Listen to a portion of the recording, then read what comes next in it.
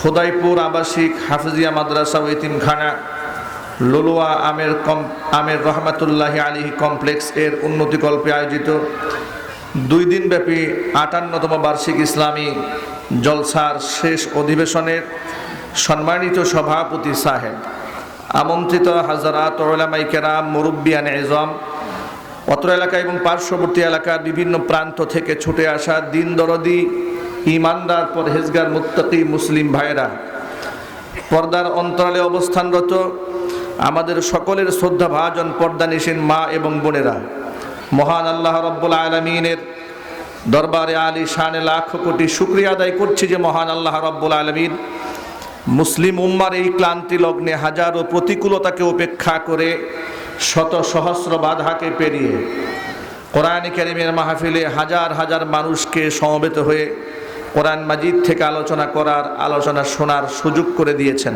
এই জন্য আপনারা খুশি না বেজার? কম না বেশি? উচ্ছ্বসিত কণ্ঠে, খুশি মনে, মন প্রাণ উজাড় করে আল্লাহ সুবহানাহু ওয়া তাআলার শেখানো ভাষায় শুকরিয়া আদায় করছি। জবান ছেড়ে দিয়ে সকলে একযোগে বলছি আলহামদুলিল্লাহ। রব্বানা লাকাল হামদ হামদান কাসীরা তাইয়িবান মুবারাকান ফিহি। রব্বানা লাকাল হামদু কামা ইয়ানবাগি লিজালালি ওয়াজহিকা ওয়া আযীমি সুলতানিকা। আল্লাহ রাব্বুল আলামিন আজকের এই ইসলামী জলসাকে কবুল করুন, সকলে বলুন আমিন। অক্লান্ত পরিশ্রম করে এই বেহেশতের বাগান যারা সাজিয়েছেন, দূরদারাজ থেকে আলোচনা শোনার জন্য যারা এসেছেন, আল্লাহ সুবহানাহু ওয়া তাআলা সকলকে হেদায়েতে কামিলা নসিব করুন। খোদাইপুর আবাসিক হাফিজিয়া মাদ্রাসা ও এতিমখানা লুলুয়া আমের রহমাতুল্লাহি আলাইহি কমপ্লেক্সকে আল্লাহ তাআলা কিয়ামত পর্যন্ত কবুল করুন। এই কমপ্লেক্সের সাথে সম্পর্কিত প্রতিটি ব্যক্তিকে আল্লাহ তাআলা ক্ষমা করে দিন। অত্র এলাকার সমস্ত মুর্দেগানের কবরের আযাবকে আল্লাহ তাআলা মাফ করে দিন। আজকের মাহফিলের ওসিলা করে আল্লাহ পাক যেন আমাদের সকলকে হেদায়েতে কামিলা নসিব করেন। প্রিয় ভাই এবং বন্ধুগণ, সকলে মিলে এক বাক্যে জবাব দিয়ে বলুন, হেদায়েত দেওয়ার মালিক কে? আল্লাহ। কোরআন মাজিদ আল্লাহ রাব্বুল আলামিন সূরা বনী ইসরাঈলের শেষ দিকে বলেছেন, ওয়া মান ইয়াহদিল্লাহু ফাহুয়াল মুহতাদ ওয়া মান ইউদ্লিল ফালান তাজিদ লাহুম আউলিয়া মিন দুনি। আমি আল্লাহ পাক যাকে হেদায়েত দান করি সেই ব্যক্তি হেদায়েত প্রাপ্ত হয়। ওয়া মান ইউদ্লিল, আর আমি আল্লাহ যাকে গোমরা বানিয়ে দেই, ফালান তাজিদ লাহুম আউলিয়া মিন দুনি, আমি আল্লাহকে বাদ দিয়ে আপনি তার কোনো অভিভাবক খুঁজে পাবেন না। আল্লাহ পাক মুমিনকে বড় ভালোবাসেন। মুমিনের অভিভাবক হচ্ছেন আল্লাহ সুবহানাহু ওয়া তাআলা। ইমানদারদের অভিভাবক কে? আল্লাহ। সবাই বলেন না, অভিভাবক কে? আল্লাহ। ইমানদার কখনো গার্জিয়ান শূন্য হয় না, কথাটা মনে রাখবেন। ইমানদার কখনো গার্জিয়ান শূন্য হয় না। গার্জিয়ান শূন্য হয় মুনাফিকরা, গার্জিয়ান শূন্য হয় মুশরিকেরা, ক্ষুধাদ্রোহী নাস্তিকরা এক সময় কুল হারিয়ে ফেলে, তখন তারা রাস্তা খুঁজে পায় না। যাদের প্রশংসায় তারা ইসলাম ত্যাগ করেছে, কিছু কিছু সময় আসে তাদের দুর্দিনে ইসলাম যখন তাদেরকে খারিজ করে দিয়েছে, তখন যাদের দালালি করেছে তারাও ওই ব্যক্তিকে গ্রহণ করতে চায় না। বাস্তব প্রমাণ আপনারা দেখেছেন। কিছুদিন আগে দেশের এক ব্যক্তি ইসলামকে কটাক্ষ করে কথা বলেছিলেন।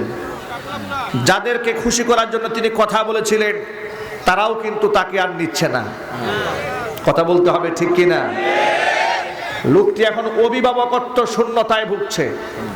তার আর মাথার কোনো ছায়া নাই, তার কোনো গার্জিয়ান নাই।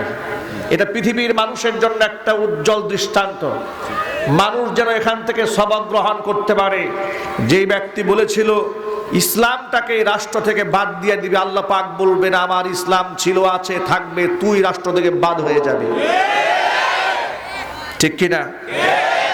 যেই ব্যক্তি দাড়ি টুপিওয়ালাদেরকে বলেছিল টাইম নাই টাইম নাই, আল্লাহ সুবহানাহু ওয়া তাআলা কেমন যেন একটা ঘোষণা দিয়ে দিয়েছেন যে দাড়ি টুপিওয়ালাদের টাইম আছে, তোর এই টাইম নাই। কথা বলতে হবে ঠিক কিনা? দেশ ছেড়ে তিনি পালাতে চেয়েছিলেন কিন্তু মাটি তাকে নেয় নাই। ওই যে আমি আগেই বলেছি, আল্লাহ পাক কোরআনে বলেছেন মাইয়ুদলিল, কোরআনের সাথে নাফরমানি করার কারণে আমি যদি কাউকে রাস্তা থেকে সরায় দিই, আপনি তার কোনো গার্জিয়ানই খুঁজে পাবেন না। আর ইমানদারদের গার্জিয়ান হচ্ছে স্বয়ং আল্লাহ। কোরআন মাজিদ আল্লাহ পাক কি সুন্দর করে বলেন, আল্লাহু ওয়ালিয়্যুল্লাযীনা আমানু ইউখরিজুহুম মিনাজ যুলুমাতি ইলান নূর। আল্লাহ পাক নিজেই বলেন আল্লাহু ওয়ালিয়্যুল্লাযীনা আমানু, ইমানদার বান্দাদের ওলি, গার্জিয়ান, অভিভাবক হলেন আল্লাহ।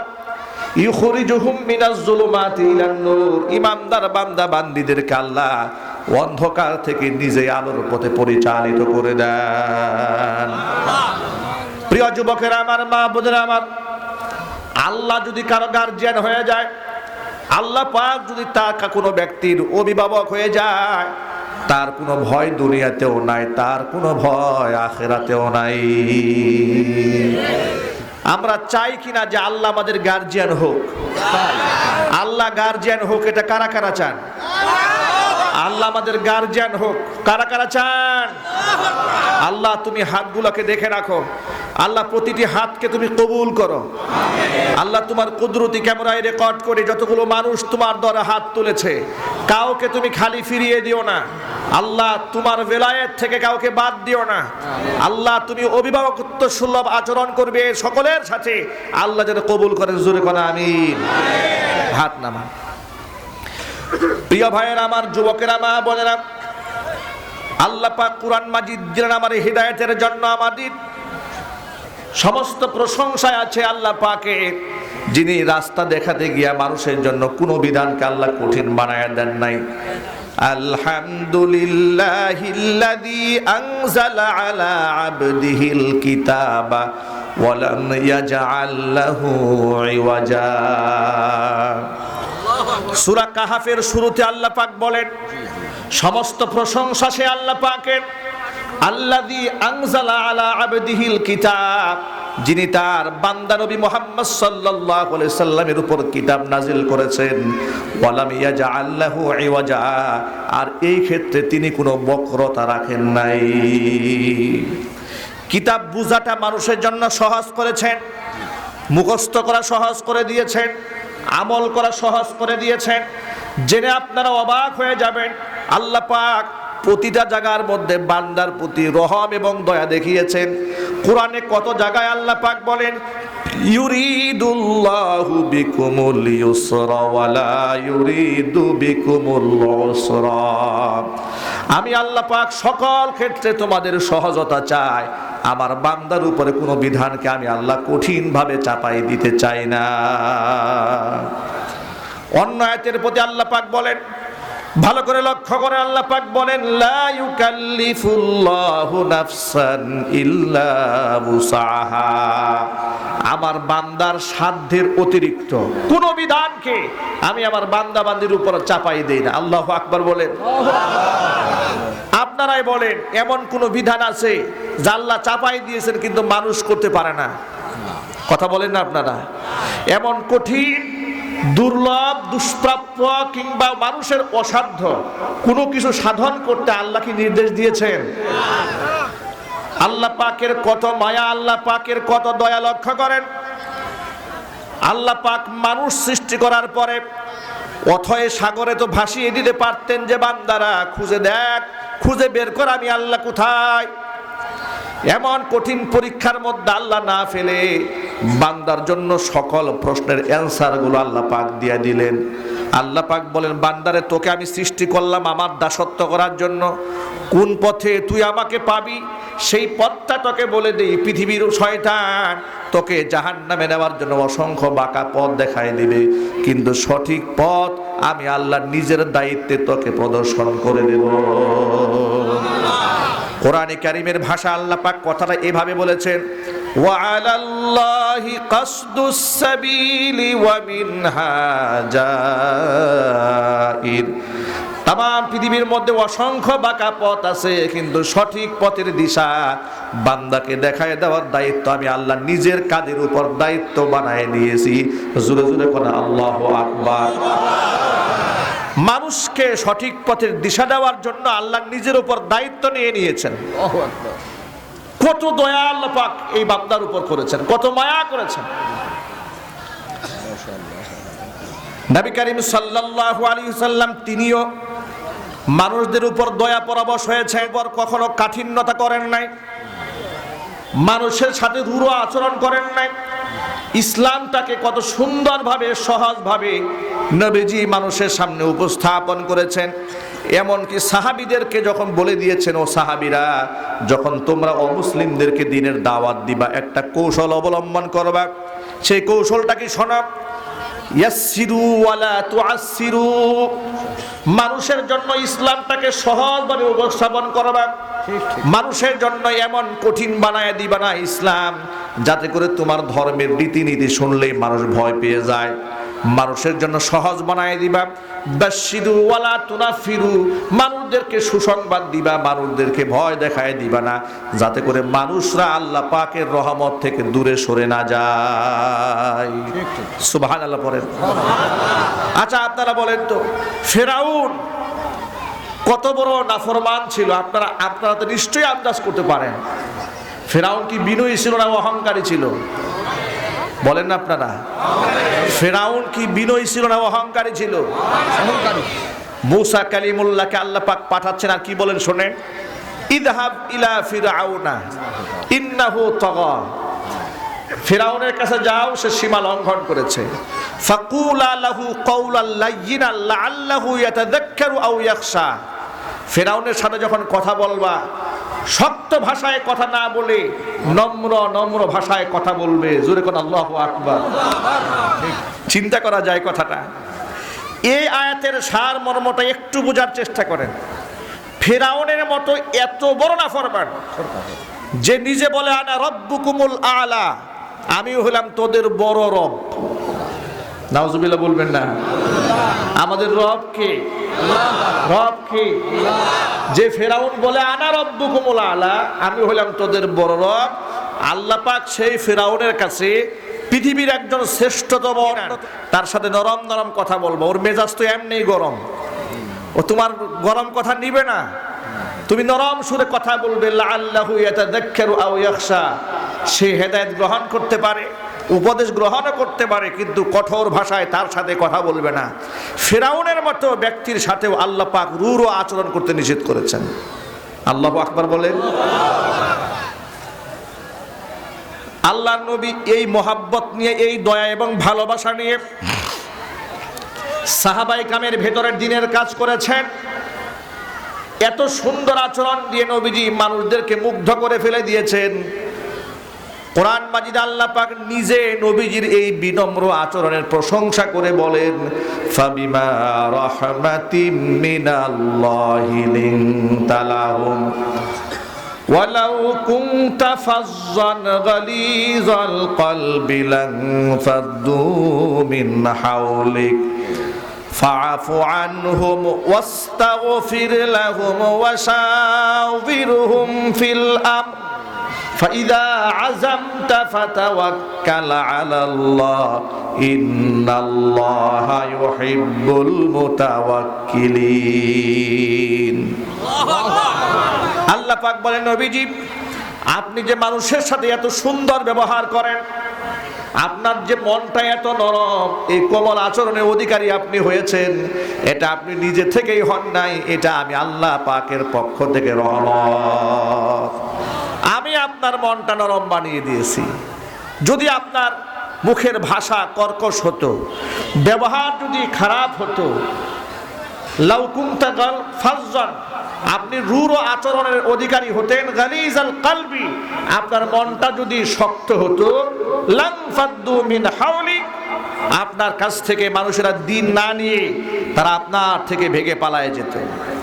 আমি আপনার মধ্যে এমন আকর্ষণ দিয়ে দিয়েছি, যারা আপনার কট্টর বিদ্বেষী তারাও আপনার সান্নিধ্যে এসে আপনার নমনীয়তা দেখে, আপনার আখলাক দেখে তাদের কুফরি ধ্বংস করে দিয়ে ইমানের সুশীতল ছায়াতলে তারা আশ্রয় গ্রহণ করতে বাধ্য হয়েছে। যুবকেরা, ইসলাম আমরা পেয়ে আমরা ধন্য, আমরা খুশি।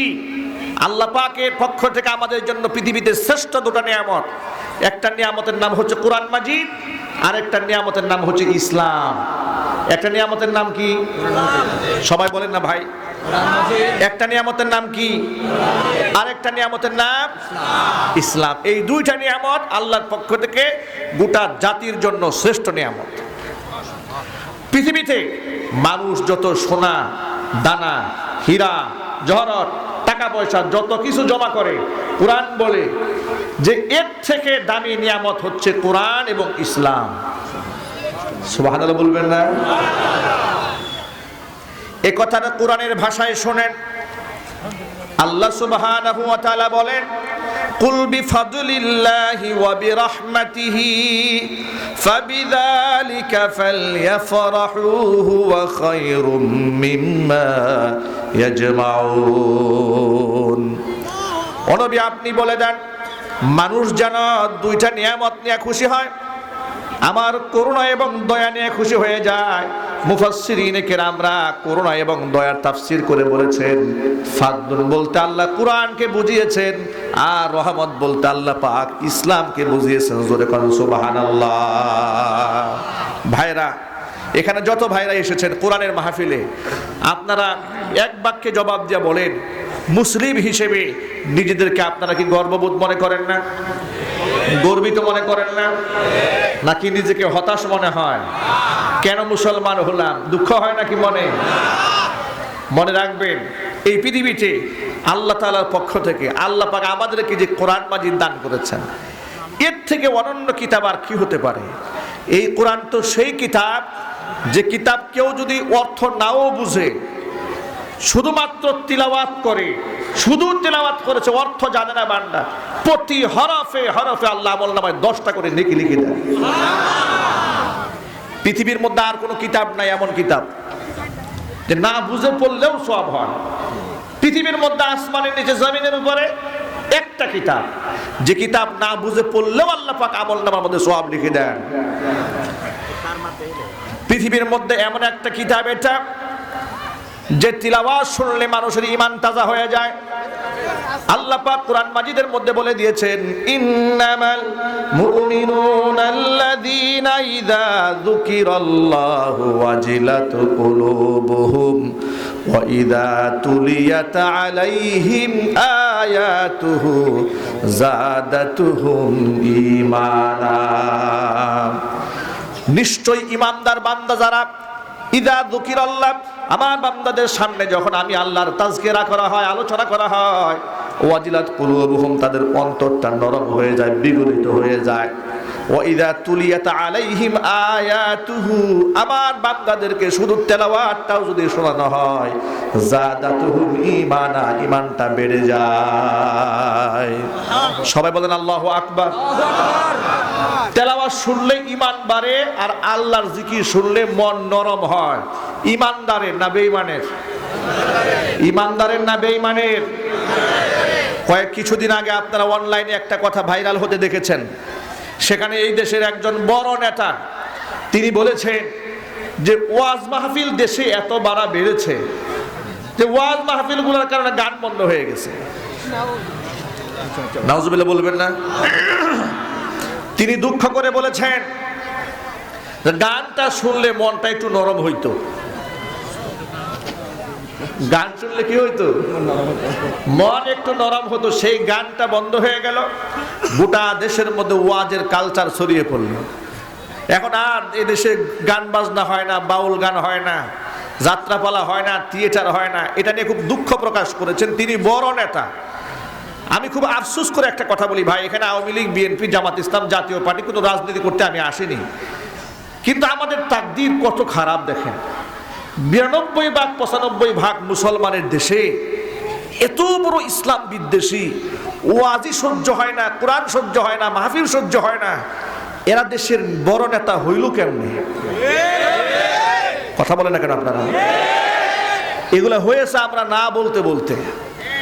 আমরা এদের যদি জিহ্বাটা আগে টেনে ধরতে পারতাম। এরা তো তৃণমূল থেকে উঠে এসেছে, এরা হুট করে বড় নেতা হয় না, এরা তৃণমূল থেকে উঠে এসেছে। আমি যুবকদেরকে দায়িত্ব দিয়ে যাচ্ছি, যারা রাজনীতি করেন কিংবা সামাজিক সংগঠনের সাথে জড়িত, কিংবা রাজনীতির সাথে জড়িত নাই, সামাজিক সংগঠনের সাথেও জড়িত নাই, খালি দেখবেন সমাজের তৃণমূল আর পঞ্চমূল নাই। খালি দেখবেন ইসলাম বিরোধী কর্মকাণ্ড করে কে তার ঠুটটাকে, তার টুড়িটাকে চেপে ধরতে হবে। ভাইরাসে পরিণত হওয়ার আগে, ক্যান্সারে পরিণত হওয়ার আগে, সামান্য জ্বর ঠান্ডা কাশিতেই যদি বন্ধ করা না যায়, এরা বড় নেতা হয়ে গেলে রাষ্ট্র থেকে ইসলাম বাদ দেওয়ার ষড়যন্ত্র চালাবে। তারা টুপি দাড়ি নিয়ে কথা বলবে। এই জন্য দলমত নির্বিশেষে কোরআন সুন্নাহকে উজ্জীবিত রাখার জন্য, ইসলামের সুমহান আদর্শকে জমিনের মধ্যে প্রতিষ্ঠিত রাখার জন্য, আল্লাহর নবীর সুন্নাহকে সমাজের মধ্যে জিন্দা রাখার জন্য, রসুলের অবমাননা জমিনের মধ্যে যেন না হয়, এই জন্য সমস্ত শত্রুতা ভুলে গিয়ে ভাই ভাই হাত মিলিয়ে আমরা কি ইসলামের সুমহান পতাকা উড্ডীন করার জন্য এক হতে রাজি আছি না ইনশাআল্লাহ? কারা কারা পারবেন হাত তুলে ওয়াদা করেন, কারা কারা পারবেন দু হাত দেখতে চাই।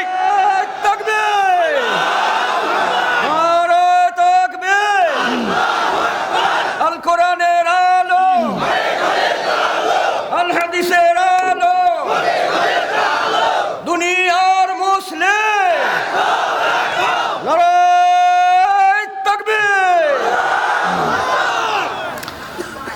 আমি আমার সকল ভাইদেরকে উদাত্ত আহ্বান জানাই, উদার হয়ে যান মানুষের জন্য, অপর ভাইয়ের জন্য অন্তরের মধ্যে মহাব্বত রাখেন, ভালোবাসা রাখেন। বড় দুঃখ নিয়ে একটা কথা বলি, ইসলামের বিজয় কেন আসে না?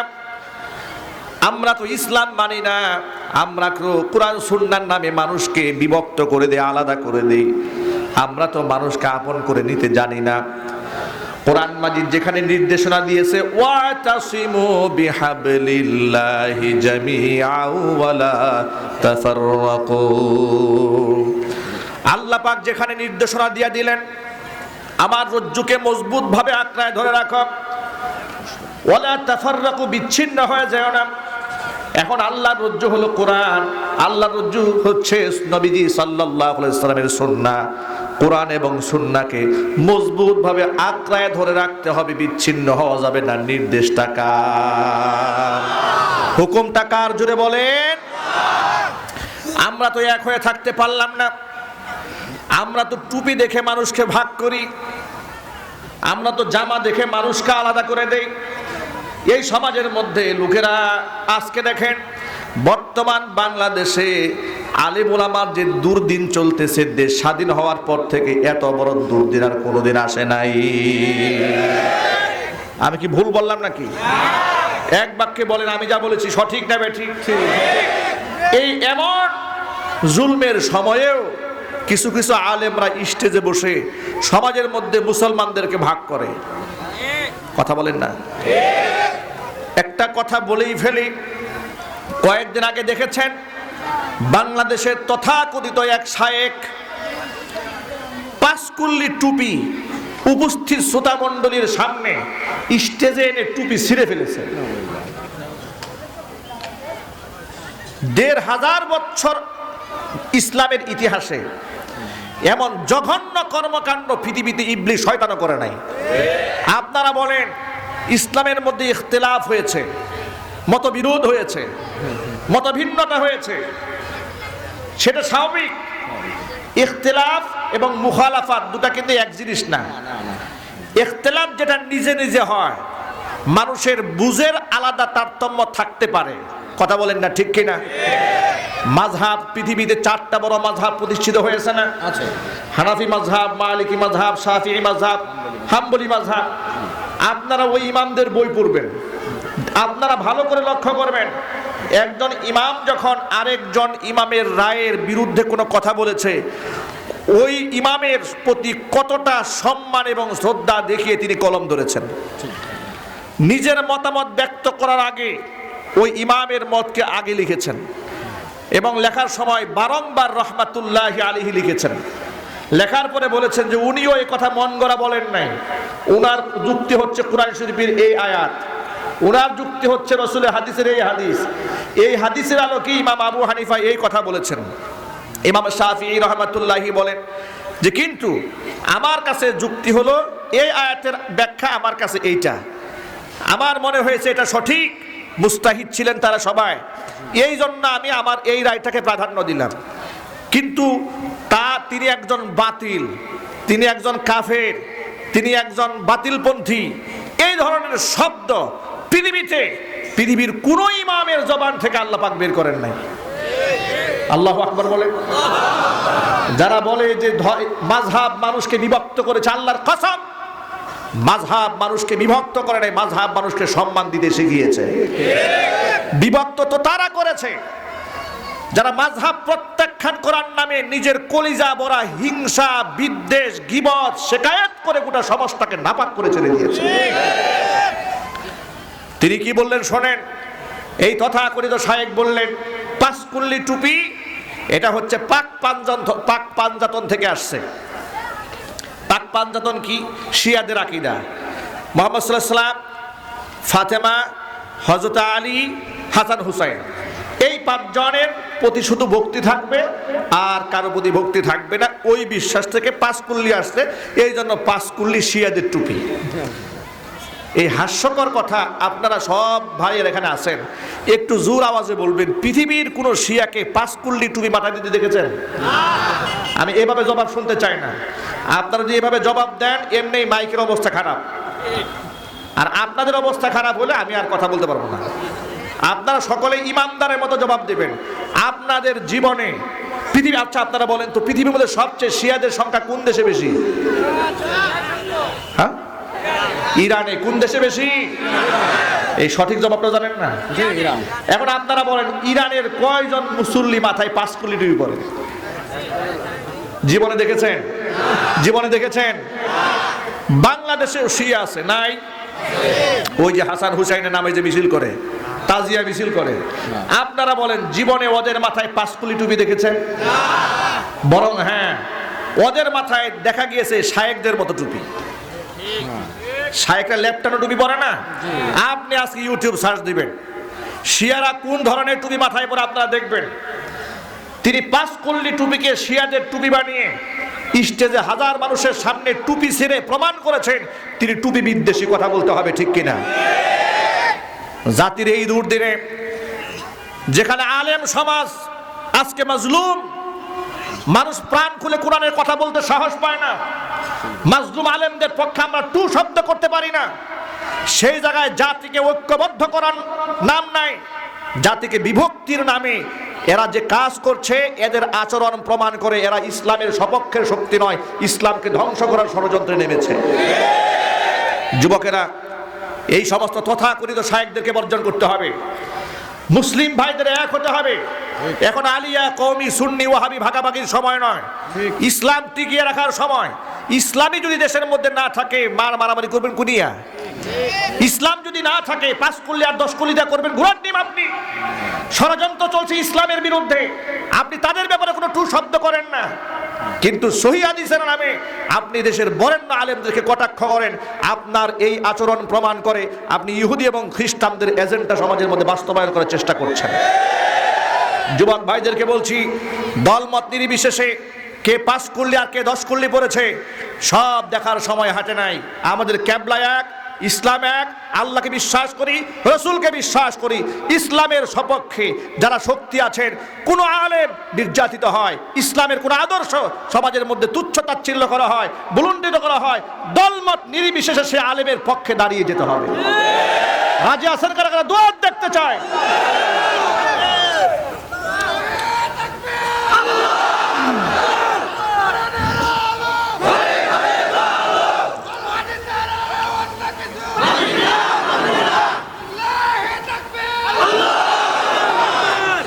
যুবক ভাইদেরকে বলছি, আপনাদের ঘাবড়ে যাওয়ার কোনো কারণ নাই। নাটক, সিনেমা, থিয়েটারের মাধ্যমে আর অবৈধ ওয়েব সিরিজ বানানোর মাধ্যমে আপনাকে চরিত্রহীন বানাবার জন্য ষড়যন্ত্র চলছে, কিন্তু কাজ হবে না। ইসলাম থেকে এই জাতিকে কোনোদিন আলাদা করা দেওয়া যাবে না, কারণ এই দেশের যুবকরা ইসলামকে এত ভালোবাসি, ভালো করে তাকায় দেখেন, বিরিয়ানি নাই, তেহারি নাই, খিচুড়ি নাই, জিলাপি নাই, আরামের ঘুমটাকে হারাম করে দিয়ে কোরআনের মাহফিলে হাজার হাজার মানুষ জমা হয়ে গেছে। কথা বলেন ঠিক কিনা? আবার যুবকদের সংখ্যা এখানে বেশি। আমি আমার কলিজার টুকরা যুবক ভাইদেরকে বলে, ও যুবকেরা আমার, ঘাবড়াবেন না, সমস্ত ভাইরা এক হয়ে যান। এদেশের যুব সমাজ যদি ইসলামের পক্ষে চলে আসে, কোনো বাতিলের সাহস নাই ইসলামের দিকে চোখ রাঙায়া তাকায়। যুবকরাই হচ্ছে ইসলামের মূল ভিত্তি। কোরআন মাজিদ আল্লাহ সুবহানাহু ওয়া তাআলা একদল তরুণের প্রশংসা করে সূরা কাহফে লম্বা ঘটনা আল্লাহ পাক তাদের জন্য সাজিয়ে দিয়েছেন। আল্লাহ পাক বলেন, তৎকালীন যুগে বাদশাহ দাকিয়ানুসের জামানায় আমার নবী এই দুনিয়াতে আসারও প্রায় 400 বছর আগের ঘটনা। বিশ্বনবী মুহাম্মদ রাসূলুল্লাহ সাল্লাল্লাহু আলাইহি ওয়াসাল্লাম দুনিয়াতে আসার প্রায় 400 বছর আগের ঘটনা। ছিল এক জালেম বাদশার নাম ছিল তার দাকিয়ানুস। দাকিয়ানুস বাদশা নিজেই শুধু কুফরি করতো না, শিরকি করতো না, এলাকার জনগণকে কুফরি এবং শিরকি করতে বাধ্য করতো। জোরে জোরে বলেন নাউজুবিল্লাহ। সমস্ত মানুষদেরকে কুফরিতে বাধ্য করেছে। বাদশার কানে আওয়াজ দেওয়া হলো, আপনার এই স্টেটের ভেতরে, আপনার প্রজাবর্গের ভিতরে কয়েকটা ছেলে আছে, যুবক আছে, তারা আপনার কথা মানে না, তারা এক আল্লাহর উপর ঈমান এনেছে।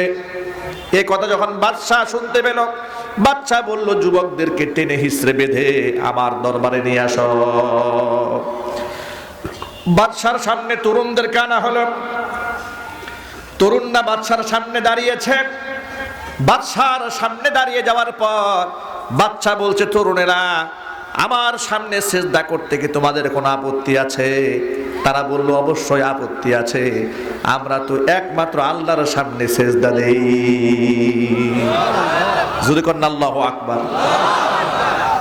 বাদশার সামনে দাঁড়িয়ে বলছে, আল্লাহকে বাদ দিয়ে কাউকে ডাকবো না, উপাসনা করব না।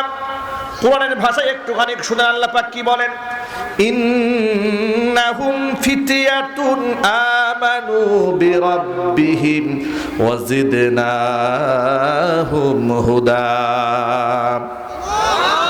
ওয়ারাবাতনা আলা কুলুবিহিম ইয কামু ফাকালু রাব্বুনা রব্বুস সামাওয়াতি ওয়াল আরদি লান নাদউ মিন দুনিহি ইলাহান লাকাদ কুলনা ইযান শাতাতা।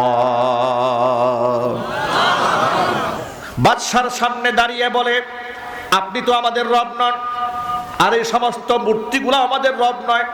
আমাদের রবকে আল্লাহ। এবার যুবকদের কথা শুনে যুবকরা বলে, রব্বুনা রব্বুস সামাওয়াতি ওয়াল আরদ, আমাদের রব হচ্ছেন তিনি যিনি আসমান সমূহের রব, জমিনের রব, তিনি আমাদের রব। লান নাদউ মিন দুনিহি ইলাহা, তাকে বাদ দিয়ে আমরা কাউকে রব হিসেবে ডাকতে পারবো না, মানতেই পারি না। লাকাদ কুলনা ইযান শাতাতা, তাকে বাদ দিয়ে অন্যকে রব মানলে তো আমরা বড় অন্যায় কথা বলে ফেললাম। বাদশার সামনে দাঁড়িয়ে এ কথা যখন বলছে, আল্লাহ সুবহানাহু ওয়া তাআলা বলছেন, রাবাতনা আলা কুলুবিহিম, তখন তাদের অন্তরে ঈমানটাকে আমি মজবুত ভাবে গেঁথে দিয়েছিলাম। ঈমানটা কে গেঁথে দিয়েছেন? আল্লাহ। জালেমের সামনে দাঁড়িয়ে এ কথা বলার হিম্মত তো সহজের হয় না, সবার হয়। আজকে দেখেন বাংলাদেশের মসজিদের মিম্বারগুলোর দিকে একটু তাকান, বাস্তবতা বোঝার চেষ্টা করেন। আমাদের দেশের মসজিদের খতিব সাহেবরা কি স্বাধীনভাবে আল্লাহর কোরআন বলতে পারে? সবাই বলেন না আপনারা, স্বাধীনভাবে কি কোরআন বলা যায়? স্বাধীনভাবে কোরআন বললে অনেক সময় মসজিদ কমিটির গায়ে লেগে যায়। এই যে মাত্র সপ্তাহখানেক আগে আপনার পত্রিকায় দেখেছেন, কক্সবাজার জেলার পেকুয়া উপজেলাতে এক ইমাম সাহেব সুদ, ঘুষ, জুয়ার বিরুদ্ধে মসজিদের মধ্যে বয়ান করেছে। ইমাম সাহেব মসজিদ থেকে বের হওয়ার পরে মসজিদ কমিটির কিছু সদস্যরা উপর্যুপরি তাকে হামলা করেছে, তাকে পিটায়া রক্তাক্ত পর্যন্ত করেছে। তাদের বিরুদ্ধে থানায় জিডি করা হয়েছে, মামলা করা হয়েছে। কোন জামানায় আমরা চলে এসেছি একটুখানি চিন্তা করেন। মুসল্লিরা তাকে উদ্ধার করেছে। প্রশাসনের কাছে তিনি জবানবন্দি দিয়েছেন যে আমি আমার জুমার বয়ানে সুদ, ঘুষ, জুয়ার বিরুদ্ধে বয়ান করেছি। মসজিদ কমিটির কিছু সদস্য সুদের সাথে জড়িত, জুয়ার সাথে জড়িত। ওরা টার্গেটে নিয়েছে আমাকে যে এই হুজুর আমাদের বিরুদ্ধে ওয়াজ করছে। এরপরে মসজিদ থেকে বের হওয়ার পরে অতর্কিত ইমাম সাহেবকে হামলা করা হয়েছে। আজকে কোরআনের তাফসীর মাহফিলে কথাগুলো রেকর্ড হচ্ছে, অনলাইনে সোশ্যাল মিডিয়াতে চলে যাবে, কথাগুলো দায়িত্বশীলদের কানে চলে যাবে। আমি সমস্ত মুসলিম ভাইদেরকে বলছি, নিজের ইমানের স্বার্থে, ইসলামের স্বার্থে আলেমদের পক্ষে অবস্থান গ্রহণ করেন। সমাজের কোন পাতি নেতা, কোন ছাতি নেতা আলেমের বিরুদ্ধে বলেছে, যত বড় পাওয়ারফুল নেতা হোক না কেন, মুসল্লিরা এক হাতে একটা করে জুতা উঠালে ওই সমস্ত পাতি নেতা মুহূর্তের মধ্যে এলাকার থেকে বিতাড়িত হতে বাধ্য হবে। আজকে আমাদের ইমানি দুর্বলতার কারণে ধীরে ধীরে এই ধরনের অন্যায়গুলো সমাজের মধ্যে মাথা চাড়া দিয়ে দাঁড়িয়েছে। আমি বাংলাদেশের অনেক এলাকার কথা জানি, ইমাম সাহেব হক কথা বলার কারণে চাকরি চলে গেছে। নজিরা নাই বাংলাদেশে? কথা বলে নজিরা নাই? যে মিম্বারে বসে ইমাম সাহেব সত্য কথা বলতে পারবে না, এই মিম্বার তো রাখার দরকার নাই। যে ইমাম সাহেব হক কথা বলতে পারবে না, তিনি ইমাম হওয়ার অযোগ্য। চিল্লাইয়ে বলুন ঠিক কিনা? কোরআন সুন্নাহর কথা যার বিরুদ্ধে যাক না কেন, কারো বাবার বিরুদ্ধে গেলেও এরপরে কোরআন সুন্নাহই হক, তার বাবাই মিথ্যাবাদী। চিল্লাইয়ে বলুন ঠিক কিনা? এভাবেই আল্লাহ পাকের কোরআনকে গ্রহণ করতে হবে, কোরআনকে মোহাব্বত করতে হবে, ভালোবাসতে হবে। কোরআন বুঝার ক্ষেত্রে, জানার ক্ষেত্রে, মানার ক্ষেত্রে কোনো যুক্তি তর্ক চলবে না। ছোট্ট একটা ঘটনা আপনাদের কাছে শোনায় দেই। কোরআন মাজিদ আল্লাহ রাব্বুল আলামিন বলেন, ফালা ওয়া রাব্বিকা লা ইউমিনুনা হাত্তা ইউহাক্কিমুকা ফীমা শাজারা বাইনাহুম সুম্মা লা ইয়াজিদু ফী আনফুসিহিম হারাজাম মিম্মা কাদাইতা ওয়া ইউসাল্লিমু তাসলিমা। নবীজি, আপনার রবের কসম করে বলি, তারা ততক্ষণ পর্যন্ত ইমানদার হতে পারবে না যতক্ষণ না পর্যন্ত নিজেদের মধ্যে অমীমাংসিত বিষয়ে আপনাকে বিচারক না মানবে। নবীজি, শুধু আপনাকে ফয়সালাকারী মানলেই হবে না, সুম্মা লা ইয়াজিদু ফী আনফুসিহিম হারাজাম মিম্মা কাদাইতা। নবী, আপনি রায় ঘোষণা দেওয়ার পরে ওই ব্যক্তি মনের মধ্যে কোনো প্রকার কষ্টও রাখতে পারবে না। ভাইরা, আল্লাহ নিজের ভাষায় বলেন, আল্লাহ নিজের কসম করে বলেন, নবীর রায় যদি কোনো মুসলমান মুমিন ব্যক্তি অন্তর থেকে হাসি মুখে মানতে না পারে, আল্লাহ নিজের কসম করে বলেন, ও নবীজি, ওই ব্যক্তি ইমানদার হতে পারবে না। এবার আরেকটা আয়াত শোনায়, আল্লাহ পাক বলেন, ওয়ামা কানা লিমুমিনিন ওয়ালা মুমিনাতিন ইযা কাদাল্লাহু ওয়া রাসূলুহু আমরান আইয়াকুনা লাহুমুল খিয়ারাতু মিন আমরিহিম ওয়া মান ইয়াসিল্লাহা ওয়া রাসূলাহু ফাকাদ দাল্লা দালালাম মুবিনা। প্রিয় ভাইরা আমার, আল্লাহ পাক বলেন, আমি আল্লাহ কোনো রায় যদি ঘোষণা দিয়ে ফেলি, আমার নবী যদি কোনো সিদ্ধান্ত দিয়ে ফেলেন, আমি আল্লাহর পর, আমার নবীর পর এই দুনিয়ার কোনো ইমানদারের জন্য সেই রায়ের ব্যাপারে নিজের পক্ষ থেকে প্রতিক্রিয়া ব্যক্ত করার কোনো অধিকার নাই। কথা বোঝার চেষ্টা করতে হবে। যদি ফয়সালা করেন কে? সবাই বলেন আল্লাহ। যদি ফয়সালা করে আল্লাহ এবং ফয়সালা করে আল্লাহ রসুল, এই ক্ষেত্রে পৃথিবীর কোনো ইমানদারের ব্যক্তিগত রায় পেশ করার কোনো অধিকার নাই। এই কথাটা কে বললেন? কে বললেন? এবার আপনারা এক বাক্যে জবাব দিয়ে বলেন, নামাজ পড়া এই রায়টা কার? 5 ওয়াক্ত নামাজ পড়তে হবে, রায় কার? মহিলাদের পর্দা করতে হবে, রায়টা কার? মিথ্যা সাক্ষ্য দেওয়া যাবে না, রায় কার?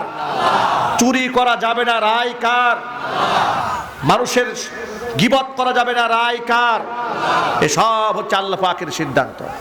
মুখের দাড়িটা রাখতে হবে, সিদ্ধান্ত বিশ্বনবী মুহাম্মদ রাসূলুল্লাহ সাল্লাল্লাহু আলাইহি ওয়াসাল্লামের। আল্লাহ পাক বলেন, নবীজি, আপনি ঘোষণা দিয়েছেন, এই ব্যাপারে কোনো ইমানদারের কোনো যুক্তি, কোনো তর্ক কিচ্ছু চলবে না। ইমানদার হাসি মুখে, হে রাসূল, আপনার কথা মানতে হবে। আপনার কথা হাসি মুখে যে ব্যক্তি না মানবে, সেই ব্যক্তি স্পষ্ট গোমরা হয়ে যাবে। যুবকেরা, তরুণেরা, আমরা কি আল্লাহর কথা রসুলের কথা হাসি মুখে মানতে পারবো না ইনশাআল্লাহ? জুড়ে বলেন না মানতে পারবো না? আমরা কি আল্লাহর হুকুমের সামনে কোনো যুক্তি দাঁড় করাবো? ইসলাম মানার ক্ষেত্রে কোনো যুক্তি তর্ক চলবে না। আমাদের জাতির পিতার নাম ইব্রাহিম আলাইহিস সালাতু ওয়াস সালাম। আল্লাহ পাক তাকে কতগুলা পরীক্ষা করলেন লক্ষ্য করেন, একটু ভালো করে বুঝবেন, কথাটা ডিপলি বোঝার চেষ্টা করবেন। পৃথিবীতে একজন মূর্তি পূজারীর ঘরে আল্লাহ পাক তাকে পাঠালেন, কিন্তু জীবনে কোনোদিন মূর্তির সামনে মাথা নত করেন নাই। করেছেন নাকি? সাধারণত বাচ্চারা বাপ মাকে যা করতে দেখে বাচ্চারাও তাই করে, কিন্তু নবী ইব্রাহিম আলাইহিস সালাতু ওয়াস সালাম সারাটা জীবন ভর দেখেছে যে বাবা মা আত্মীয় স্বজন সবাই মূর্তির পায়ে সিজদা যায়। ইব্রাহিম আলাইহিস সালাতু ওয়াস সালাম ডাক দিয়ে বলেন, ইয ক্বালা লিকওমিহি মা হাযিহিত তামাসিলুল্লাতী আনতুম লাহা আকিফুন। ও আমার জাতি, এই যে মূর্তিগুলার সামনে সিজদা দাও, কিসের মূর্তি এগুলা? কাজটা কি তোমাদের? ওয়াজাদনা আবাআনা লাহা আবিদিন। এগুলার সামনে তো এমনি সিজদা দেই নাই, জন্মের পর থেকে দেখেছি বাপ দাদারা এই কাজ করে, আমরাও এই জন্য এই কাজ করি। জোরে জোরে কর নাউজুবিল্লাহ। বাপ দাদা করেছে এই জন্য আমরা এই কাজটা করি, এই ছিল তাদের জবাব। ইব্রাহিম আলাইহিস সালাতু ওয়াস সালাম নিজের ঈমানকে নষ্ট করেন নাই, শিশুকাল থেকে আল্লাহ সুবহানাহু ওয়া তাআলাকে খুঁজে বের করেছেন। আল্লাহু আকবার। এই কঠিন পরীক্ষায় তিনি পাস করেছেন। অনেক লম্বা ঘটনা, আমি এটা বলতে চাই না, আমি মুটা দাগের কয়েকটা কথা বলছি। গেল এটা। ইব্রাহিম আলাইহিস সালাতু ওয়াস সালাম একটুখানি বড় হলেন, আল্লাহর পরিচয় পেলেন, বিবাহ শাদী করলেন, দীর্ঘদিন বাচ্চা কাচ্চা হয় না। কোনো বর্ণনার মতে এসছে 80 বছর বয়সে, কোনো বর্ণনার মধ্যে এসছে 120 বছর বয়সে আল্লাহ পাক তাকে একটা সন্তান দিলেন। নাম কি? ইসমাঈল আলাইহিস সালাতু ওয়াস সালাম। এই ছেলেটা কুলে কাকে বুকের দুগ্ধ পান করে মায়ের, এত বছর বয়সে একটা সন্তান পেয়েছেন। এই সন্তানের প্রতি কি পরিমাণ মায়া মহব্বত আছে চিন্তা করেন একটু। আল্লাহ সুবহানাহু ওয়া তাআলা স্বপ্নে দেখাই দিলেন, এই পুত্রকে অর্ডার করলেন, আগে হুকুম করলেন, বউ সহ বাচ্চা সহ নিজের কাছে রাখা যাবে না। আল্লাহু আকবার বলেন। বউ বাচ্চা সহ অন্য শহরে রেখে আসতে হবে। এখন আপনারা বলেন, ইব্রাহিম আলাইহিস সালাতু ওয়াস সালাম বউ নিয়ে বাচ্চা নিয়ে রওনা হয়েছেন, বিবি হাজেরাকে নিয়ে, পুত্র ইসমাইলকে নিয়ে। বিবিও জানে না কোথায় নিয়ে যাচ্ছে। একদম মসজিদুল হারাম যেখানে বর্তমানে আছে, এই সাফা পাহাড়ের পাদদেশে তাদেরকে রেখে চলে যাচ্ছে। কিছু খাবার, কিছু খেজুর, কিছু পানি, অল্প কিছু খানা টানা দিয়া বলছে তোমরা এখানে থাকবে। বিবি হাজেরা অবাক হয়ে স্বামীর দিকে তাকিয়ে আছে।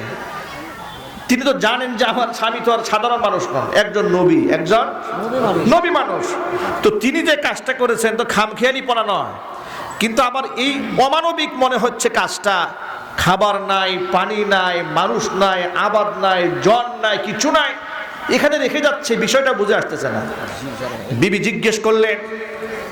জিজ্ঞেস করলেন প্রাণের স্বামী আমার, আপনি তো আমাদেরকে এখানে রেখে আমাকে আমার সন্তানকে রেখে চলে যাচ্ছেন, কেন রেখে যাচ্ছেন এ কথা আমি বলবো না। আল্লাহু আকবার বলেন। স্ত্রী কাকে বলে? সুবহানাল্লাহ, সুবহানাল্লাহ বলেন। তাফসীর কিতাবে আসছে, বউ একবারও বলেন না যে কেন রাখতেছেন। আমি আপনাকে কেন বলবো না? আমি স্ত্রী হিসেবে কোন নবীর সিদ্ধান্তে কেন বলার অধিকার আমার নাই। আল্লাহু আকবার বলবেন না? আমি আমার স্বামীর সিদ্ধান্তে কেন বলতে পারি না? আর বর্তমান সমাজের নারীরা দৈনিক কয়েকশবার কেন বলে, কথা বলে। যাদের বউ আছে এখানে হাত দেখি, কার বউ আছে বাড়িতে? কি শরম হয় নাকি? আমার আছে আলহামদুলিল্লাহ, আছে, হাত নামা। এই আমাদের স্ত্রীরা প্রতিদিন সকাল থেকে রাত পর্যন্ত কতবার কেন বলে তার কোনো হিসাব আছে? আরো জোরে বলেন। শুধু কেনই বলে না, কি বলে জানেন? বলে যে আপনার মতো মানুষের বউ হইয়া জীবন আমার শেষ। কথা কোন ঠিক কিনা? হ্যাঁ, যা আমি আমার মতো মহিলা দেখে আপনার ঘরটা করছি, আর কেউ করতো না। এই ডায়লগ শুনে নাই এমন রাজ কপালের পুরুষ এই জমিনের মধ্যে কম আছে, ঠিক কিনা? কি আলেম বলেন আর কি জালেম বলেন, সব স্ত্রীদের কাছ থেকে স্বামীরা এই কথায় ডায়লগ শোনা শেষ যে আমার জিন্দিগি শেষ হয়ে গেছে আপনার সংসার করতে করতে। এরকম কথা বলে কিনা? আল্লাহ পাক আমার মা বন্ধুকে ধৈর্য দান করুন। এগুলা শুনলে আপনারা রাগ করবেন না? রাগ করবেন নাকি মুকুর দিয়ে পিটাইবেন? একটা কৌশল বলে দেই, বলবো? কষ্ট হচ্ছে না আপনাদের? ছোট্ট একটা টিপস বলি, এটা মাথায় রাখবেন, মৃত্যু পর্যন্ত ঘরে মারামারি বন্ধ হয়ে যাবে, ঘরে আর ঝগড়া হবে না। টিপসটা মাথায় রাখবেন। এই টিপসটা আমি দেই না, এই টিপসটা শিখিয়েছেন বিশ্বনবী মুহাম্মদুর রাসূলুল্লাহ সাল্লাল্লাহু আলাইহি ওয়াসাল্লাম। আল্লাহর নবী কৌশলটা কি শিখালেন লক্ষ্য করেন। হুজুর বলেন, আল মারআতু খুলিকাত মিন দিলাইন, নারীদেরকে সৃষ্টি করা হয়েছে পুরুষের বাম পাজরের হাড় থেকে। বাঁকা হাড্ডি দিয়ে আল্লাহ পাক নারীদেরকে বানাইছেন। অতএব ওদের মেজাজটাই একটু বাঁকা। মেজাজটা কি? সহজ জিনিস সহজে বুঝবে না, জিলাপির মতো পেঁচায়া বুঝবে। কথা বলেন, সহজ জিনিস সহজে বুঝবে না, জিলাপির মতো পেঁচায়া বুঝবে। রসুল কি বলেন শোনেন, যখন দেখবা যেহেতু সহজে বুঝতেছে না, পেঁচ লাগতেছে, তখন বুঝবা ওই যে সৃষ্টিগত ভেজাল লাগছে। সুতরাং ইদা কামতাহা কাসারতাহা, এটাকে যদি সোজা করতে চাও টেনে ভেঙে ফেলবা, বেশি সোজা করতে যেও না। কি করবা শোনো, ওয়া ইদা ইসতামতা'তা বিহা ইসতামতা'তা বিহা ওয়া ফিহা ইওয়াজুন, যদি এই স্ত্রী কিনা সুখের সংসার করতে চাও, ওর মধ্যে যে বাঁকাটা আছে মাথার মধ্যে ঢুকাই নিবা, আল্লাহ ওরে বানাইছে ইত্তেরা। আচ্ছা, কোন স্বামী যদি তার মনের মধ্যে এই বুঝ রাখে যে আমার বউরে আল্লাহ বানাইছে এরকম করে, তাহলে আর ঝগড়া থাকবে? যদি বলে ঝগড়া থাকবে। আমাদের ঘরের মধ্যে যখন একটু রাগারাগি করে, আমি বলি আলহামদুলিল্লাহ খুব ভালো হয়েছে, ও আবার বুঝে আবার বলে আপনি আমার সাথে মস্কারা করেন, ঠাট্টা করেন। না, ঠাট্টা করি না, তুমি অলওয়েজ রাইট। আচ্ছা, আপনারা বলে আপনি যদি আপনার স্ত্রীকে কথা বলতে পারেন তুমি অলওয়েজ রাইট, আর কোনো ঝগড়া আছে? মারামারি আছে? বিবাদ থাকবে? বিবাদ থাকবে না। এই টিপসটা ফলো করবেন। আরেকটা কৌশল বলে দিই, মাঝে মাঝে স্ত্রীর প্রশংসা করবেন এবং স্ত্রীর বাপ মার প্রশংসা করবেন। কথা বলেন না, ঠিক কিনা? ভুলেও স্ত্রীর বাপ মার বিরুদ্ধে কিছু বলবেন না। হাতে পায়ে ধরে বলি, স্ত্রীর বাপ মার বিরুদ্ধে কিছু বলছে না, আপনার কপালে ঝাড়ু। কথা বলেন, ঠিক কিনা? প্রশংসা করবেন, বলবেন কি জানেন, যে আমার জীবন ধন্য হয়ে গেছে, আমি এরকম শ্বশুর পাইছি, আমার ভাগ্য আসলে আমি রাজকপাল যে এরকম একটা শাশুড়ি আল্লাহ পাক আমাকে দিছে, আমার কত ভাগ্য।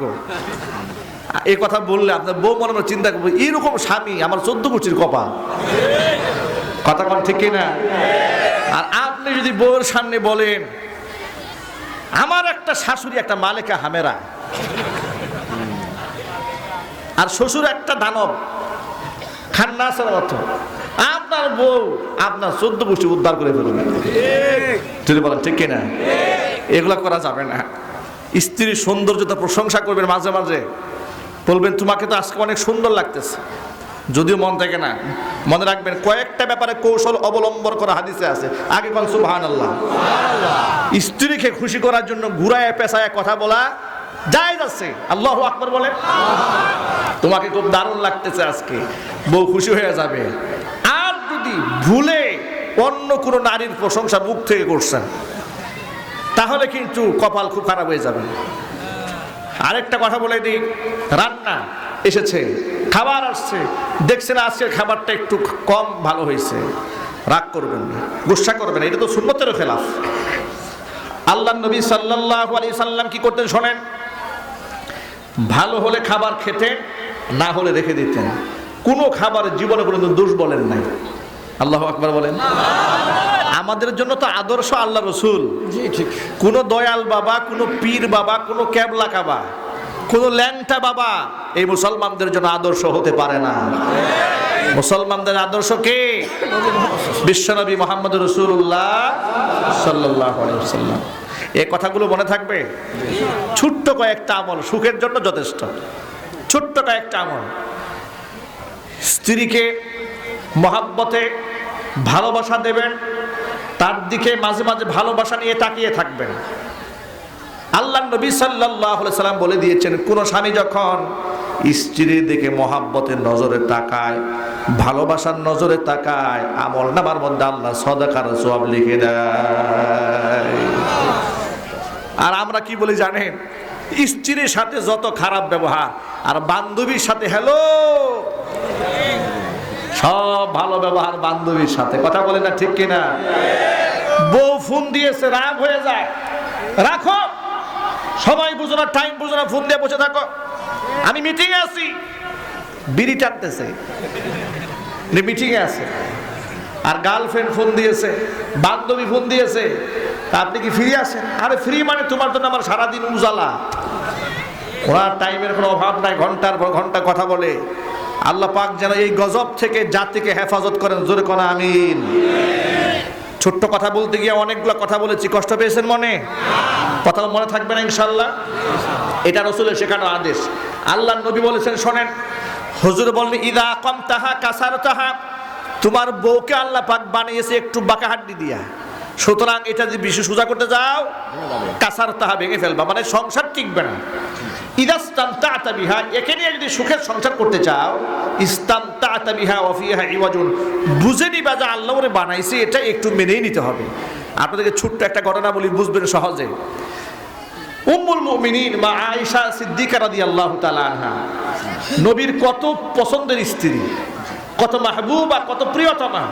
আয়েশা নাম ধরেও ডাকতেন না রাসূল, খুশিতে, আনন্দে, ভালোবেসে, অতি তৃপ্তিতে, ভক্তিতে স্ত্রী আয়েশাকে হুমায়রা বলে ডাকতেন। কি বলে ডাকতেন? আল্লাহু আকবার বলেন। বসে আছেন, এমন সময় নবীজির অন্য এক স্ত্রীর ঘর থেকে সামান্য একটু হাদিয়া আসছে, কাচের পেয়ালায়। আয়েশা রাদিয়াল্লাহু তাআলা আনহা কাচের পেয়ালায় সতীনের ঘর থেকে হাদিয়া আসছে রাসূলুল্লাহর জন্য। দেখে নিজের গায়রতে, নিজের মাইন্ডে এমন লাগছে, উনি কাচের পেয়ালা খাবার সহ আচার দিয়ে ভেঙে ফেলছেন। বুঝেন একটু, মেয়েদের গায়রত অন্য মহিলাকে সহ্য করতে না পারা, এটা নতুন না, এটা জন্মগত। এক আচার দিয়ে কাচের পেয়ালা ভেঙে টুকরা টুকরা করে ফেলেছেন। আল্লাহর নবী আয়েশাকে একটা ধমকও দেন না। আল্লাহু আকবার বলেন। ভাইরা, 2-3 বিবাহ তো অনেকে করতে মনে চায় না, হাসে, বুড়ারাও হাসে। বিবাহের কথা শুনলে সব শান্তি। আল্লাহু আকবার। বিবাহের কথা শুনলে বুড়ারাও খুশি হয়ে যায়। আমার মনে আছে, আজ থেকে 3 বছর আগে হজে গিয়েছিলাম। আমাদের হাতে 70 বছর বয়সের এক বুড়া। আমরা অনেক দুষ্টুমি করেছি তাকে হজের সফরে। রুমের মধ্যে আমি তাকে বললাম যে, দাদা বলতাম, অনেক সময় একই কথা বলতাম, দাদা বুকে হাত দিয়ে একটা কথা কন্ত। বলে কি? যা আপনি মনে একদম মন থেকে বলবেন, আপনি যে এত বছর বয়স, 70 বছর হয়ে গেছে, আপনার কি আরেকটা বিয়ে করতে একবার মনে চায় নাই? কি যে বলেন, বিবাহ তো অবশ্যই করতে মনে চাইছে, তো করলেন না কেন? না, বিবাহ করলে তো বাড়ি থাকা যাবে না। তিনি বললেন, বিবাহের কথা শুনলে অনেকেই খুশি হয়ে যায়। খুশি হওয়ানো স্বাভাবিক ব্যাপার। সামর্থ্য থাকলে আল্লাহ পাক তাকে সুযোগ দিয়েছে, কিন্তু শর্ত বড় কঠিন। শর্ত বড় কঠিন। এই দেখেন রাসূল কি করেন। আল্লাহ রাসূলের সামনে মা আয়েশার মতো একজন স্ত্রী, এত জ্ঞানী, এত বুদ্ধিমতী, এত আবেদা, এত জাহেদা, এত পরহেজগার, পৃথিবীর শ্রেষ্ঠ মুহাদ্দিস, আল্লাহু আকবার, সে নারী কাচের পেয়ালা ভেঙে ফেলছে।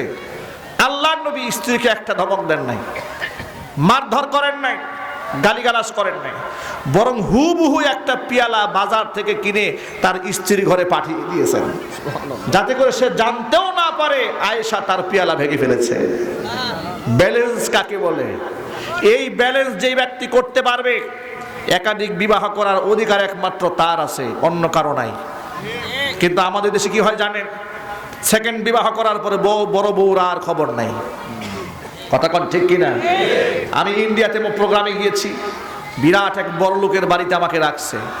তিনি অঞ্চলের অনেক বড় নেতা। তো যে বাড়িতে আমাকে রেখেছে, ওই বাড়ির লোকজন আমাকে বলল, হুজুর আপনি যে বাড়িতে আছেন এই বাড়িওয়ালার 4টা বাড়ি, তার 4টা স্ত্রী, তার সহায় সম্পদের কোনো অভাব নাই। তিনি তার বড় বউয়ের আবদার, আপনাকে তিনি একবেলা খাওয়াবেন। আমি তো সেই বাড়িতে আমাকে মেহমান বানিয়ে নিয়ে গিয়েছে। তার স্ত্রী পর্দার আড়াল থেকে আমাকে অভিযোগ করলেন, হুজুর আমার স্বামীর জন্য একটু দোয়া করবেন। আমি হলাম তার প্রথম স্ত্রী, এরপরে তিনি 3টা বিবাহ করেছেন, কিন্তু 30 বছরে আমার স্বামী এক রাতের জন্য আমার কাছে আসে নাই। কত বড় জালেম মানুষ হতে পারে চিন্তা করেছেন? এই সমস্ত মানুষের কারণে সমাজের মধ্যে একাধিক বিবাহটা প্রশ্নবিদ্ধ হয়েছে, কথা বলেন ঠিক কিনা? কত বড় জালেম! কিয়ামতের মাঠে এই সমস্ত আচরণের অধিকারী মানুষগুলো আল্লাহর কাছে প্যারালাইজড অবস্থায়, এক সাইড থাকবে সম্পূর্ণ পক্ষাঘাত, প্যারালাইজড থাকবে, অচল থাকবে। আল্লাহর সামনে তারা দাঁড়াবে যারা স্ত্রীর মধ্যে সমতা রক্ষা করে নাই। আল্লাহ সুবহানাহু ওয়া তাআলা যেন আমাদেরকে হেদায়েত দান করে, জোরে কোন আমিন। যুবকেরা, তাহলে মা আয়েশা সিদ্দিকা রাদিয়াল্লাহু তাআলা আনহার এমন আচরণ দেখে নবীজি ধৈর্য ধারণ করেছেন, রাগ করেন নাই, গালিগালাজ করেন নাই। সুতরাং আমাদের স্ত্রীরা যদি সামান্যতম একটু মেজাজ দেখায়, অতএব তিনি দেখাবেন 50% মেজাজ, আপনি 100% বানায়া কিলাকিলি শুরু করে দিবেন, তা যেন না হয়। আমল করতে পারবো না ইনশাআল্লাহ। আল্লাহ যেন আমাদেরকে ধৈর্য দান করে, জোরে কোন আমিন। এবার বিবি হাজেরার কথাই বলতেছিলাম। আমাদের স্ত্রীরা তো আমাদেরকে 1000বার কেন বলে, কিন্তু বিবি হাজেরা আলাইহাস সালাতু ওয়াস সালাম ইব্রাহিম আলাইহিস সালাতু ওয়াস সালামকে ডাক দেয়া বলেন, ও আল্লাহর খলিল ইব্রাহিম, আমি আপনাকে কেন বলবো না যে আপনি কেন রেখে যাচ্ছেন? শুধু আপনার কাছে একটা বিষয় জানতে চাই, আমাকে আমার পুত্র শিশু সন্তান ইসমাইলকে এখানে রেখে যাচ্ছেন মরু প্রান্তরে, এটা কি আপনার ব্যক্তিগত সিদ্ধান্ত নাকি সিদ্ধান্ত আল্লাহর? শুধু এই তথ্যটা আপনার কাছে জানতে চাই। কথা শুনে ইব্রাহিম খলিল 2 চোখের পানি ছেড়ে দিয়েছে, আর নিজের আঙ্গুলটা আকাশের দিকে উঁচা করে দিয়েছে। বিবি হাজেরাকে ডাক দিয়ে বলেন, প্রিয়তমা স্ত্রী, এত বুড়া বয়সে আল্লাহ পাক তোমার গর্ভে আমাকে একটা সন্তান দিলেন, তোমার প্রতি আমার ভালোবাসার কোনো কমতি নাই, আমার সন্তানের প্রতি মহাব্বত আমার কোনো কমতি নাই। তোমাদেরকে যে মরু প্রান্তরে রেখে যাচ্ছে এটা আমার ব্যক্তিগত সিদ্ধান্ত নয়, সিদ্ধান্ত আমার আল্লাহ। এবার বিবি হাজেরা ডাক দিয়ে বলে, প্রাণের স্বামী আমার, যদি রবের সিদ্ধান্ত হয়ে থাকে আমার মনে কোনো দুঃখ নাই, কষ্ট নাই। ওই রবের প্রতি আমার এতটুকু দৃঢ় বিশ্বাস রয়েছে যে রব আমাদেরকে আপনাকে এখানে রেখে যেতে বলেছেন, ওই রব মাবুদ মেহেরবান, আমাদেরকে, আমাকে, আমার ছেলেকে না খাওয়াইয়া মারবেন না। ইব্রাহিম আলাইহিস সালাতু ওয়াস সালাম চলে যাচ্ছেন, যাওয়ার সময় আল্লাহ সুবহানাহু ওয়া তাআলার কাছে দোয়া করছেন। দোয়া করে বলছে, রব্বি ইন্নী আসকানতু মিন যুররিয়াতি বিওয়াদিন গায়রি যি যারইন ইনদা বাইতিকাল মুহাররাম রব্বানা লিয়ুকিমুস সালাতা ফাজআল আফইদাতাম মিনান নাসি তাহভি ইলাইহিম ওয়ারযুকহুম মিনাস সামারাতি লাআল্লাহুম ইয়াশকুরুন। আয় আমার রব, আমি আমার পরিবার পরিজন কি এমন একটা জায়গায় রেখে গেলাম, গায়রি যি যারইন, যেখানে কোনো ফসল নাই, ফলফলাদি নাই, গাছপালা নাই, মানুষ নাই, ইনদা বাইতিকাল মুহাররাম, তোমার মসজিদুল হারামের কাছে, জোরে করে আল্লাহু আকবার। রব্বানা লিয়ুকিমুস সালাতা, আয় রব্বুল আলামিন, ওরা যেন নামাজ কায়েম করতে পারে। সুতরাং নামাজ কায়েম করতে হলে এলাকা আবাদ হতে হবে, মানুষে কোলাহলে ভরপুর হয়ে যেতে হবে। লিয়ুকিমুস সালাতা ফাজআল আফইদাতাম মিনান নাস, মানুষের অন্তরগুলোকে আল্লাহ এই জায়গার দিকে তুমি ঝুঁকায়া দাও। ওয়ারযুকহুম মিনাস সামারাত, এদেরকে তুমি রিজিক দান করো, ফল দিয়া এদের আহার্যের ব্যবস্থা করো, লাআল্লাহুম ইয়াশকুরুন, যাতে করে তারা রিজিক খায়া তোমার শুকরিয়া আদায় করতে পারে। আমার ভাইয়েরা, জাতির পিতা ইব্রাহিম আলাইহিস সালাতু ওয়াস সালামের দোয়া আল্লাহর কাছে এমন ভাবে কবুল হয়েছে, আজ পর্যন্ত মক্কার ওই মাটিতে এমন ফল সব সময় পাওয়া যায়, পৃথিবীতে অন্য জায়গায় যে ফল পাওয়া যায় না, পৃথিবীর দামি দামি ফলগুলা মক্কার মাটিতে আল্লাহ পাক পৌঁছায়া দেয়। এই জায়গার প্রতি ঝুঁকায়া দাও, এবং ফল দ্বারা এদের রিজকের ব্যবস্থা করো। গোটা পৃথিবীর শ্রেষ্ঠ ফলের ভান্ডারগুলো মক্কায় পাওয়া যায়। জোরে করে আল্লাহু আকবার। শুধু তাই নয়, আফইদাতান মিনান নাস, মুফাসসিরিনে কেরামরা তাফসীর করেছেন যে আল্লাহ পাক এখানে বলেছেন যে মানুষের মধ্য থেকে কিছু মানুষের অন্তর এই জায়গা থেকে ঝুঁকায় যায়। পৃথিবীর শ্রেষ্ঠ শ্রেষ্ঠ মানুষের মনগুলো কাবার জন্য কান্দে। আল্লাহু আকবার বলবেন না? কাবা ঘরের প্রতি, বাইতুল্লাহর প্রতি, মসজিদ হারামের প্রতি মানুষের যে দরদ আর ভালোবাসা, আমি আমার নিজ চোখে দেখেছি। হজের সফর থেকে ফিরে আসতেছে লোকেরা, কাবা ঘরের দিকে তাকায় কাঁদতেছে। আরে বাবা, কোনো জাগার জন্য তো মানুষ কান্দে না। মদিনাতুল মুনাওয়ারার জাগার জন্য মানুষ কান্না করছে। জাগার প্রতি মানুষের আকর্ষণ আল্লাহ পাক তৈরি করে দিয়েছেন ইব্রাহিম আলাইহিস সালামের দোয়া এবং ভালোবাসা। সুবহানাল্লাহ পড়েন। এতগুলো ঘটনা আপনাদের সামনে শোনাবার মূল মাকসাদটা সামনে বলবো। এখানে আল্লাহ সুবহানাহু ওয়া তাআলা পুত্র ইসমাইলকে রেখে আসতে বললেন, নিজে তো দেখভাল করলেনই না, মোটামুটি এই ছেলেটা একটুখানি বড় হয়েছে, আল্লাহ পাকের পক্ষ থেকে স্বপ্ন যুগে ওহী নির্দেশ করা হলো পুত্র ইসমাইলকে জবাই করো। আহারে, পরীক্ষার পর পরীক্ষা, পরীক্ষার পর পরীক্ষা। ইব্রাহিম আলাইহিস সালাম সন্তানকে বললেন যে আমি স্বপ্ন তো এটা দেখলাম, ইন্নী আরা ফিল মানামি আন্নী আযবাহুকা ফানজুর মাযা তারা। সে ছেলে, রাতের বেলায় স্বপ্ন দেখি আমি তোমাকে জবাই করছি, তুমি তোমার সিদ্ধান্ত জানাও।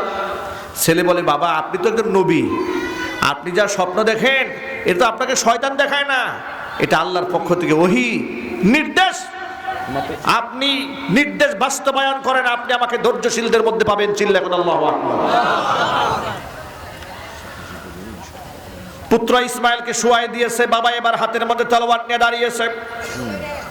কোরআনের ভাষায় বলি, ফালাম্মা আসলামা ওয়া তাল্লাহু লিল জাবিন ওয়া নাদাইনাহু আইয়া ইব্রাহিম قد صدقت الرؤيا إنا كذلك نجزي المحسنين।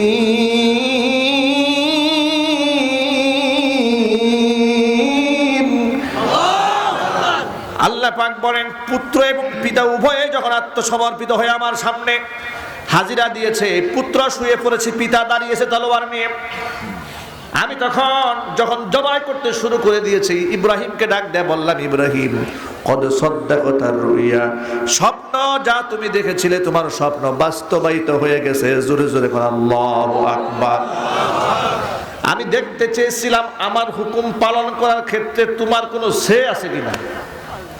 আমি দেখতে চেয়েছিলাম তুমি আমাকে জিজ্ঞেস করো কিনা যে আল্লাহ, ছোট্ট এই পুত্র ইসমাইলকে বুড়া বয়সে দিলা, কেন তুমি তাকে মসজিদ হারামের কাছে রাখতে বললা?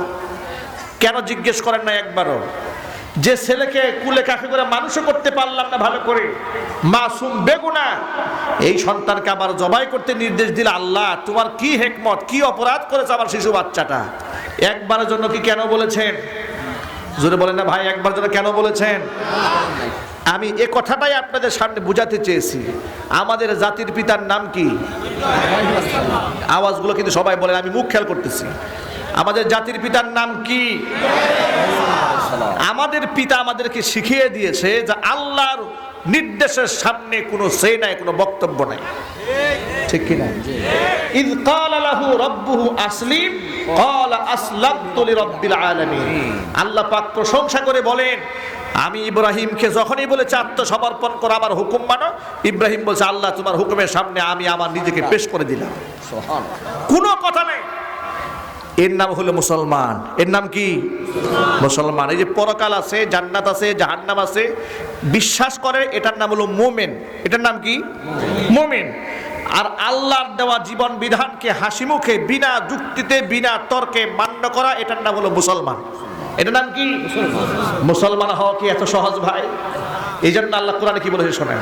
আল্লাহ পাক বলেন, ইয়া আইয়ুহাল্লাযীনা আমানুত্তাকুল্লাহা হাক্কা তুকাতি ওয়া লা তামুতুন্না ইল্লা ওয়া আনতুম মুসলিমুন।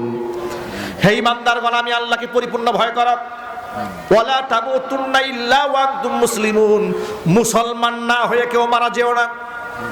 বোঝা গেল ইমানদারকেও মুসলমান হতে হবে, ঠিক কিনা বলেন? ইমানদারকে কি হতে হবে? মুসলমান হতে হবে। আরেকটা কথা বলি আপনাদেরকে, কথা মনে রাখবেন। মুসলমান শব্দের অর্থ কি? মুসলিম শব্দের অর্থ কি? মুসলিম শব্দের অর্থ হচ্ছে আত্মসমর্পণকারী। ইসলাম শব্দের অর্থ কি বলেন তো আপনারা? এই যে ভুল করলেন, এটা শোনার জন্য জিজ্ঞেস করেছি। সবাই বলে ইসলাম মানে শান্তি, ইসলাম মানে শান্তি না। সালামুন শব্দের অর্থ হচ্ছে শান্তি। সিলমুন এটা হচ্ছে মূল ধাতু, শান্তি। ইসলাম মানে হচ্ছে আত্মসমর্পণ করা। ইসলাম মানে কি? ইসলাম শব্দের অর্থ হচ্ছে আত্মসমর্পণ করা। যেই ব্যক্তি আল্লাহর হুকুমের সামনে আত্মসমর্পণ করে সেই ব্যক্তি মুসলিম, আর যে ব্যক্তি মুসলিম হয় সেই ব্যক্তি আল্লাহর পক্ষ থেকে নিরাপত্তা এবং শান্তি লাভ করবে। বুঝাতে পেরেছি আমি কথাটা? এবার আপনারা সঠিক প্রশ্নের জবাব দিয়ে বলেন, সঠিক জবাব দিবেন। ইসলাম শব্দের অর্থ কি? এই কথা মনে থাকবে ইনশাআল্লাহ। আর মুসলিম শব্দের অর্থ কি? আল্লাহর হুকুমের সামনে আত্মসমর্পণকারী। কি যুক্তি সহ না যুক্তিবাদে? হ্যাঁ, আল্লাহর হুকুমের সামনে যুক্তি চলবে?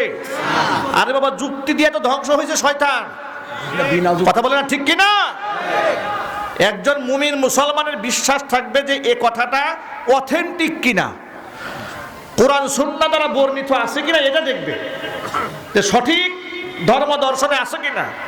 যদি কোরআনে থেকে থাকে, বিশুদ্ধ হাদিসে থেকে থাকে, হাদিস যদি মাউজু না হয়, জাল না হয়, মানুষের বানোয়াটি না হয়, বিনা যুক্তিতে বিনা তর্কে রাসূলের সমস্ত কথা হাসি মুখে আমরা মানতে বাধ্য। কথা বলেন ঠিক কিনা? যুবকরা মানতে পারবো না ইনশাআল্লাহ? যুবকরা পারতে পারবো না ইনশাআল্লাহ? এই যে আসহাবে কাহাফের তরুণদের কথা বলছিলাম, জালেম বাদশার সামনে দাঁড়ায় মৃত্যুকে আলিঙ্গন করে বলছে আল্লাহকে বাদ দিয়ে কারো সামনে মাথা নত করবো না। ও যুবকেরা, তরুণ না, তারা হচ্ছে আমাদের অনুপ্রেরণার প্রতীক। আল্লাহ এই ঘটনা কোরআন শরীফে দিয়েছেন আমাদের শিক্ষা গ্রহণ করার জন্য, ঠিক কিনা বলেন? সুতরাং কোরআন এবং সুন্নাহ অনুযায়ী যদি জীবনকে পরিচালনা করতে পারে, আল্লাহর কসম ইনশাআল্লাহ বিজয় আমাদের হাতে আসবে। যদি বলেন ইনশাআল্লাহ। এই জন্য যুবকেরা আজকের পর থেকে 5 ওয়াক্ত নামাজের 1 ওয়াক্ত নামাজও ছাড়বো না, আমরা বলি ইনশাআল্লাহ। মুখের ওয়াজিব দাড়িটা রেখে দেবো, আমরা বলি ইনশাআল্লাহ। মাথায় টুপি দিয়া চলবো, আর দলাদলি ভাগাভাগি করবো না। আমরা কি এক হয়ে থাকতে পারবো না ইনশাআল্লাহ? আল্লাহ পাক আমাদের সকলকে তৌফিক দান করেন।